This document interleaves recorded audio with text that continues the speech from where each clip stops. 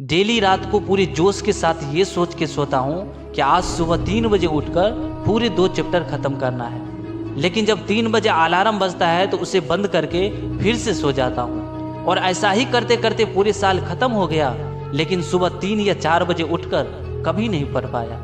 अगर तुम भी ऐसा ही करते आ रहे हो तो ये 2 मिनट का वीडियो देख लो। मैं आपसे प्रॉमिस करता हूँ आप उसे सुनने बाद 10 से 10 घंटे पढ़ने के लिए रो दोगे। दोस्त, क्या तुम्हें अपने माँ बाप का त्याग नहीं दिखता है? क्या तुम्हें अपने माँ बाप का खून पसीना का मेहनत नहीं दिखता है? तुम्हारे माँ बाप तुम्हें कोई काम नहीं बताता है, वो ये सोचता है कि मेरा बेटा या बेटी पढ़ाई कर रहा है, लेकिन तुम कमलों में घुसकर पतली कमरिया और लाल लिपस्टिक वाली सबको लाइक करते हो। और जब घंटे घंटों तक फोन चला के थक जाते हो फिर सोचते हो कि चलो कुछ देर पढ़ाई कर लेता हूँ, और फिर 1 से 1.5 घंटा पढ़ाई करने बाद कॉपी किताब बंद कर देते हो। दोस्त, ये सब करके तुम किसको धोखा दे रहे हो, अपने आप को या अपने माँ बाप को? एक बार अपने दिल पे हाथ रखकर सोचो, जब कोई तुम्हारे माँ बाप से पूछेगा कि तुम्हारा बेटा या बेटी इस बार एग्जाम दिया था तो कितना नंबर आया है, तो उस समय तुम्हारे माँ बाप क्या जवाब देंगे? क्या यही कहेंगे कि कम नंबर आया या फेल हो गया? तो ये बात बोलते तुम्हारे माँ बाप को कितना शर्म होगा, कितना इंसल्ट होगा। जरा सोचो, क्या तुम अपने माँ बाप के लिए इतना भी नहीं कर सकते कि गांव समाज में सर झुका के नहीं बल्कि गर्व से सर उठा के कहे कि मेरा बेटा या बेटी 95% लाया है?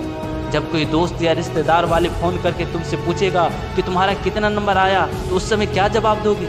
जरा सोचो, उस टाइम तुम्हारे पास कोई जवाब नहीं होगा और फिर वही लोग बोलेंगे वो तो पढ़ाई करता ही नहीं था, आवारा के तरह इधर उधर घूमता था। जो भी नहीं बोलने वाले वो भी तुम्हारा बुराई करेंगे। उस दिन ये सब बात सुनकर क्या फील करोगे? कितना बुरा लगेगा। उस दिन तुम्हारा इंसल्ट ही नहीं होगा बल्कि तुम किसी को अपनी शक्ल दिखाने के लायक नहीं रहोगे। दोस्त, कम से कम उस दिन के लिए तो पढ़ लो यार।